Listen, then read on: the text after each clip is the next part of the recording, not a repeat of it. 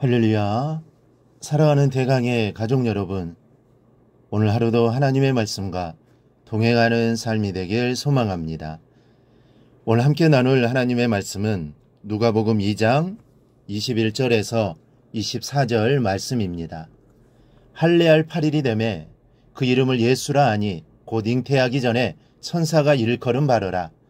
모세의 법대로 정결의식의 날이 차매 아기를 데리고 예루살렘에 올라가니 이는 주의 율법에 쓴 바 첫 해에 처음 난 남자보다 주의 거룩한 자라 하리라 한 대로 아기를 주께 드리고 또 주의 율법에 말씀하신 대로 산비둘기 한 쌍이나 혹은 어린 집비둘기 둘로 제사하려 함이더라. 아멘. 이 간혹 믿음의 사람들 가운데 율법에 대해서 지나치게 부정적으로 보는 사람들이 있습니다. 어떤 분들은 율법과 복음을 비교하여 책을 쓰면서 율법을 인류의 적이라고 규정하기도 합니다.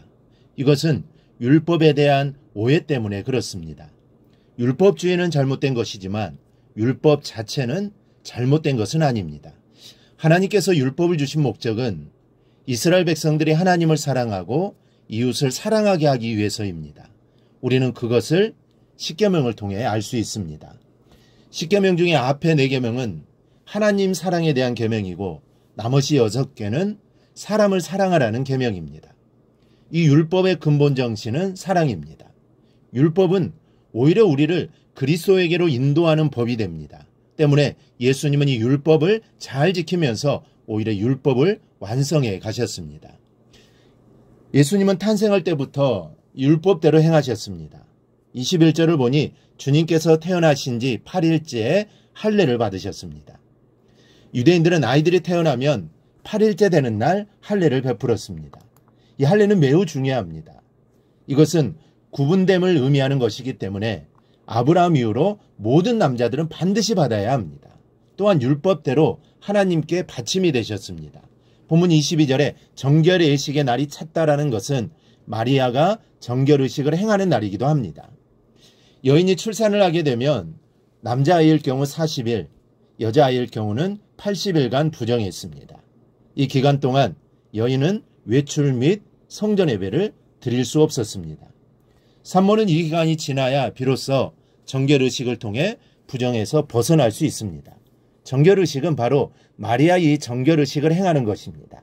율법에 이것을 명하고 있기 때문입니다. 그러나 의식은 이것만이 아닙니다. 이스라엘 백성들은 첫 아이가 태어나면 반드시 하나님께 드림이 되었습니다. 그것은 율법에 의한 것입니다. 출애굽기 13장 2절에 하나님께서 말씀하십니다. 이스라엘 자손 중에서 사람이나 짐승이나 물어나고 태에서 처음 난 모든 것은 다 거룩히 구별하여 내게 돌리라. 이는 내 것이니라 하시니라. 그래서 오늘 정결의식을 행하고 있는 것입니다.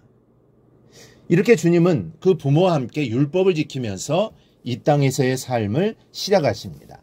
하나님의 말씀이 땅에 떨어짐이 없기 때문입니다.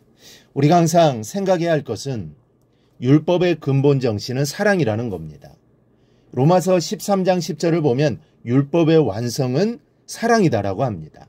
율법을 다 이루는 삶은 사랑의 삶입니다. 즉 누군가를 정죄하고 누군가에게 너는 율법대로 살지 못했다라고 말하는 것이 아니라 율법의 완성은 사랑입니다. 즉 그들을 사랑으로 품고 용서하는 게 율법의 완성이라는 것이죠. 그때와 지금은 문화적으로 환경적으로 또 상황적으로 완전히 다릅니다.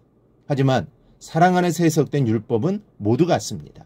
그러므로 우리는 하나님의 말씀, 그 계명 앞에 사랑의 삶을 위해 우리는 힘써야 합니다.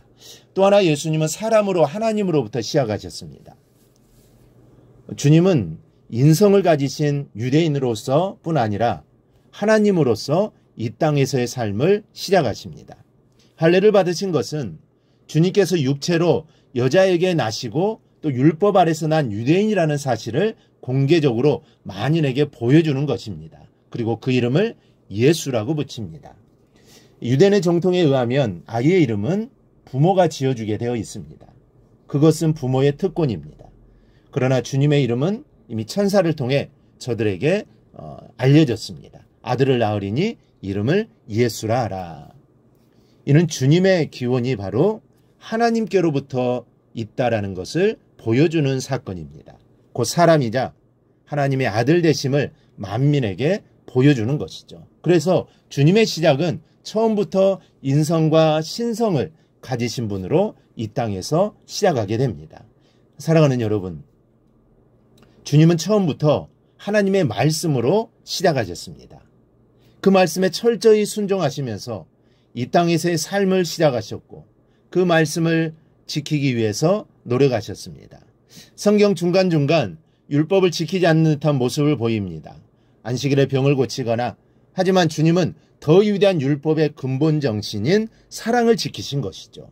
우리는 율법의 근본 정신을 이해하면서 더욱더 잘 지켜야 하며, 이것은 곧 사랑의 삶인 것입니다. 이를 기억하고 오늘 하루도 우리가 하나님 안에, 사랑 안에 이 사랑을 실천하며 살아가는 복된 하루가 꼭 될 수 있기를 바랍니다. 그래야 이 세상에 사랑을 전하는 그런 우리 모든 삶이 되기를 주님의 이름으로 축원합니다. 오늘 묵상한 말씀을 굳게 잡고 삶으로 실천하며 살아내는 대강의 모든 성도들이 되기를 축복합니다.